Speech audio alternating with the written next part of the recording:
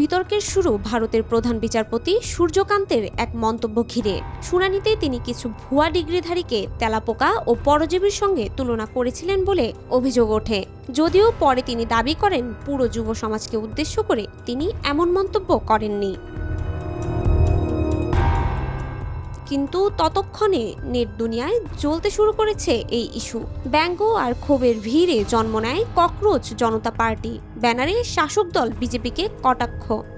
ওদের স্বপ্ন পূরণে পাশে থাকতে পেরে আমরা গর্বিত।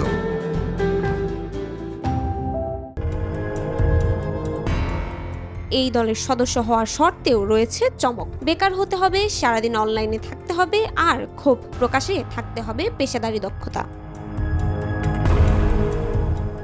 এমন অভিনব ডিজিটাল প্রতিবাদের কারিগর অভিজিৎ দীপক। বোস্টন ইউনিভার্সিটিতে পাবলিক রিলেশনসে পড়া এই তরুণের মাথায় প্রথমে বিষয়টি আসে নিছক মজা হিসেবেই, আর সেই ব্যঙ্গই এখন রূপ নিয়েছে ভারতের নতুন ডিজিটাল প্রতিবাদের মাসকটে তেলাপোকা।